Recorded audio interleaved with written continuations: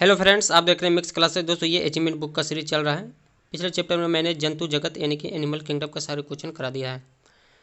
आज मैंने new chapter जंतु उत्तक यानी कि एनिमल टिश्यू को सारे क्वेश्चन करेंगे। दोस्तों ये इतने इंपॉर्टेंट है कि इससे एक क्वेश्चन पक्का एग्जाम में आएगा ही आएगा, इसकी गारंटी मैं देता हूँ। सो दोस्तों इसे आप केयरफुली आप देखिए सारे क्वेश्चन को और मेरे साथ क्वेश्चन को कीजिएगा। तो चलिए अपने क्वेश्चन की तरफ चलते हैं। सल्की पाया जाता है। तो दोस्तों सल्की जो है त्वचा के बाहरी सतह पे पाया जाता है। मास्टर कोशिका स्त्रवित करती है। हिपैरिन, हिस्टेमिन, सेरोटोनिन ये सभी उत्पन्न करती है। टेंडन जोड़ता है। दोस्तों टेंडन का काम है पेशी को हड्डी से कनेक्ट करना यानी कि जोड़ना। लिगामेंट जोड़ता है। दोस्तों लिगामेंट है जो हड्डी को हड्डी से जोड़ता है। ये 3 नंबर क्वेश्चन और 4 नंबर क्वेश्चन को आप ध्यान में रखिएगा, क्योंकि ये क्वेश्चन हमेशा बहुत बार पूछे जा चुके हैं। रक्त परिसंचरण के बारे में किसने बतलाया? तो दोस्तों रक्त परिसंचरण के बारे में सर्वप्रथम विलियम हार्वे ने बताया था। और एक होता है रक्त समूह, जिसने लैंडस्टीनर ने बताया था। हड्डी में कौन सा प्रोटीन होता है? 6 नंबर क्वेश्चन है। तो दोस्तों हड्डी में जो प्रोटीन पाया जाता है उसका नाम है ओसिन। चलिए अगला क्वेश्चन है, तंत्रिका कोशिका के बटन में पाया जाता है। तो दोस्तों ये होता है एसिटाइल कोलिन। अगला प्रश्न है, रेखित पेशियां पाई जाती है। तो दोस्तों रेखित पेशियां जो है पाई जाती है पैर में।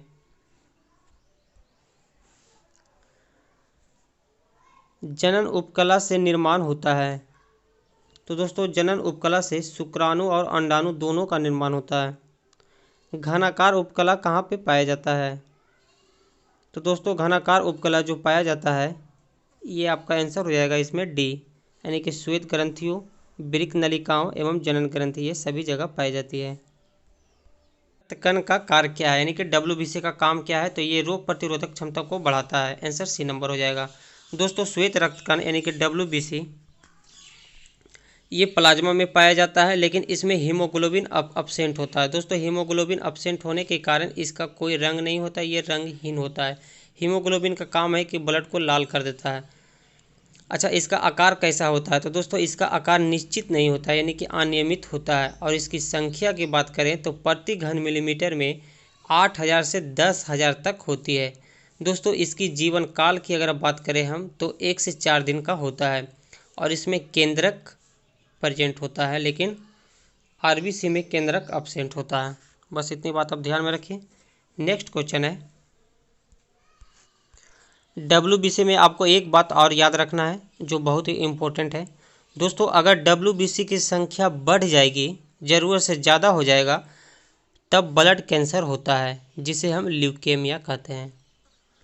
चलिए नेक्स्ट क्वेश्चन, सर्वव्यापी रक्तदाता का रक्त ग्रुप कौन सा होता है? यानी कि यूनिवर्सल डोनर, जो किसी को भी ब्लड दे सकता है। तो दोस्तों वो होता है जो सर्व रक्तदाता होता है। अगला प्रश्न है, निम्न रक्त वर्ग सर्वत्रिक दाता, यही क्वेश्चन है तो इसका भी आंसर हो जाएगा ओ।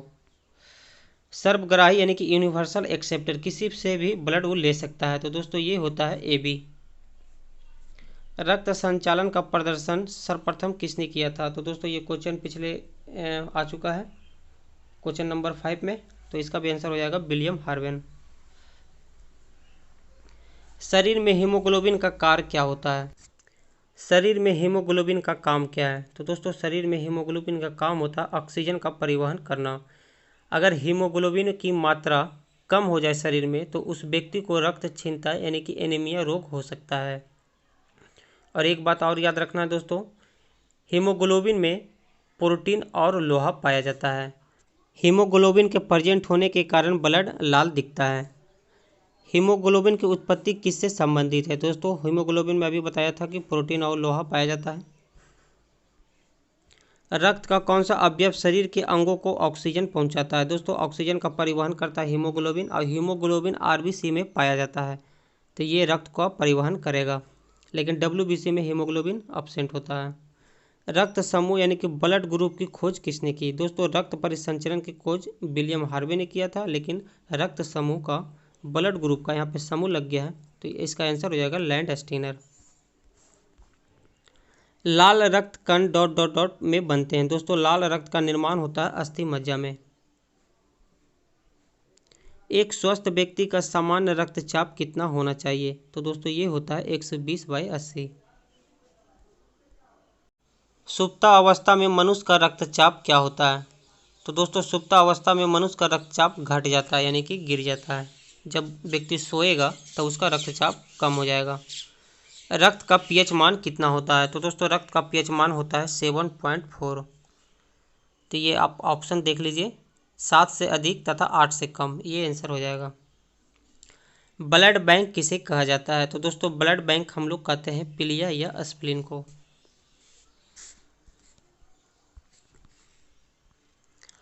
मानव शरीर के कौन से अंग में लसिका कोशिकाएं बनती है? तो दोस्तों लसिका कोशिकाएं का निर्माण होती है दीर्घ अस्थि में। अगला प्रश्न है, मानव शरीर में रक्त का निर्माण कहाँ होता है? 26 नंबर क्वेश्चन होगा। मानव शरीर में रक्त का निर्माण कहाँ होता है? तो दोस्तों ये इसका निर्माण होता है अस्थि मज्जा में। अगला क्वेश्चन है, कौन सा विटामिन रक्त के थक्का होने में सहायता करता है?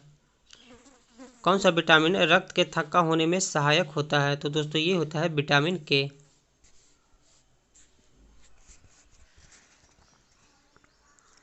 रक्त में लाल रंग निम्न में से किसके कारण होता है? तो दोस्तों ये मैंने आपको बताया था, ये हीमोग्लोबिन के कारण होता है। लाल रक्त कण किसमें उत्पन्न होता है, यानी किसमें निर्माण होता है? तो दोस्तों ये होता है अस्थि मज्जा में। यहाँ पे सिर्फ मज्जा लिखा है कंफ्यूजन के लिए। मानव शरीर में रक्त को साफ करने का कार्य कौन करता है? तो दोस्तों आंसर हो जाएगा फेफड़ा। किस रक्त समूह को सार्वभौमिक ग्राह्य रूप से स्वीकार किया गया कहा जाता है, यानी कि यूनिवर्सल एक्सेप्टर होता है AB। किसी से भी वो ब्लड ले सकता है। भारत में कौन सा रक्त ग्रुप अधिक पाया जाता है? चलिए इसका आंसर बताइएगा, 32 नंबर है। तो दोस्तों भारत में जो अधिक ब्लड ग्रुप पाया जाता है वो है O। 33 नंबर क्वेश्चन होगा, चार रक्त समुदाय A, AB, B तथा O में कौन सा समुदाय दाता वैश्विक कहलाता है, यानी कि यूनिवर्सल डोनर। देखिए क्वेश्चन एक ही है दोस्तों, बार बार सिर्फ लैंग्वेज को चेंज कर रहा है। यानी कि देने की प्रकृति होती है O, ये किसी को भी ब्लड दे सकती है। गाइज अचीवमेंट बुक के अलावा हम प्लेटफॉर्म, फिजिक्स, हिस्ट्री एवं जीके क्यूज भी चला रहे हैं, आप उसे भी जाकर देख सकते हैं मेरे प्लेलिस्ट में। चलिए 34 नंबर क्वेश्चन देखेंगे। मुख्य रूप से कौन से रक्त वाहिकाएं हमारे शरीर के विभिन्न भागों से हृदय तक रक्त का वहन करती है, यानी कि कहा गया है कि शरीर से हृदय तक रक्त ब्लड कौन पहुंचाता है? तो दोस्तों ये होता है शिराएं का काम होता है। शरीर का पहला अक्षर देखिएगा, आप सा से लिखते हैं इस तरह, और दोस्तों इसका आंसर भी इसी तरह होगा, यानी कि इसका पहला अक्षर का आंसर जो होगा ये सा ही होगा। तो आप सिराए में देख रहे हैं कि पहला अक्षर वही है, इसलिए इसका आंसर ए होगा। इस तरह आप याद रख सकते हैं। एक वयस्क मानव में रक्त का निर्माण होता है, 35 नंबर होगा। तो दोस्तों इसका निर्माण होता है लाल अस्थि मज्जा द्वारा। निम्नलिखित रक्त समूहों में कौन सा यूनिवर्सल डोनर है? तो दोस्तों ये क्वेश्चन एक ही है, रिपीट हो रहा है, इसका आंसर ए नंबर होगा। लव आवश्यक होता है, तो दोस्तों लव का आवश्यक होता है हीमोग्लोबिन व आरबीसी के निर्माण के लिए, समान स्वस्थ बनाए रखने के लिए, शरीर के ऊतकों तक ऑक्सीजन पहुंचाने के लिए, ये सभी हो जाएगा। मनुष्य के रक्त में सामान्यतः कितनी श्वेत कोशिकाएं यानी कि WBC पाई जाती है? ये मैंने आपको बताया था कि दोस्तों 8000 से 10000 प्रति घन मिलीमीटर होता है।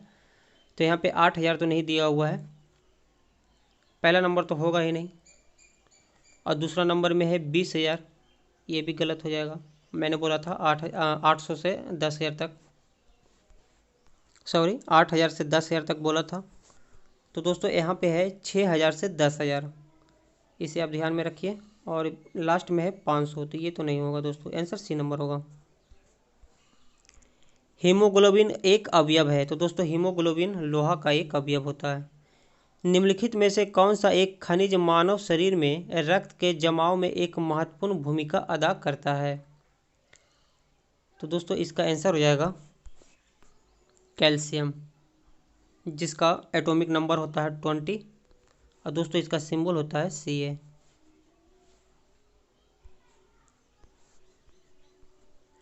समान रक्त समूहों में से कौन सा रक्त यूनिवर्सल रेसिपिएंट माना जाता है? दोस्तों इसमें थोड़ा लैंग्वेज चेंज कर दिया है, रेसिपिएंट कर दिया है। इससे आपको घबराने की ज़रूरत नहीं है। रेसिपिएंट का मतलब होता है यूनिवर्सल एक्सेप्टर, यानी कि लेने की प्रवृत्ति। तो दोस्तों ये लेने की प्रवृत्ति, ये क्वेश्चन तो बहुत बार आ चुका, अब तो शायद आपको याद भी हो गया होगा। मास्ट कोशिकाएं पाई जाती है, 42 नंबर क्वेश्चन है। तो दोस्तों ये तंत्रिका ऊतक में प्रेजेंट होता है, यानी कि पाई जाती है। संयोजी ऊतक का मुख्यतः संगठक है, तो ये होगा कोलेजन। अगला प्रश्न है, संयोजी ऊतक की उत्पत्ति होती है। संयोजी ऊतक का निर्माण होता है मध्य स्तर से।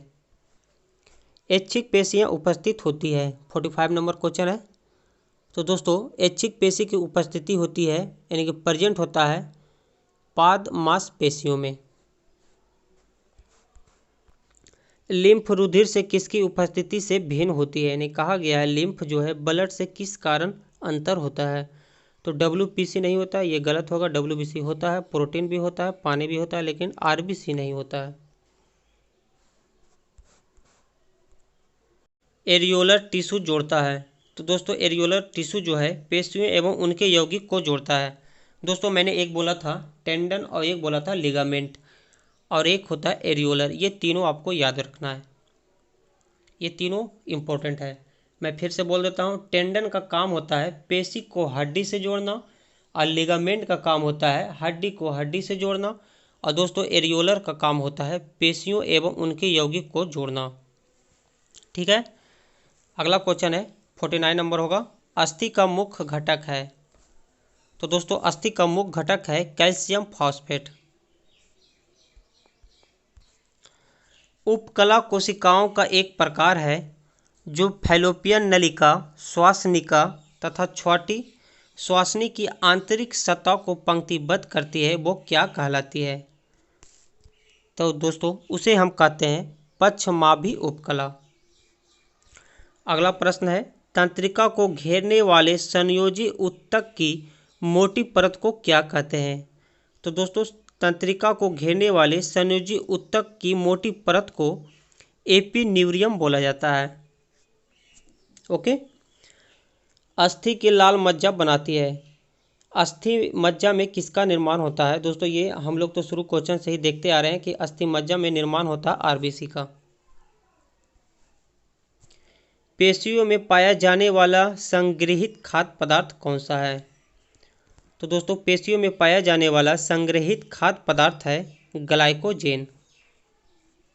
आज का लास्ट क्वेश्चन है 55 नंबर, तंत्रिका ऊतक की रिपेयरिंग का कार्य करती है।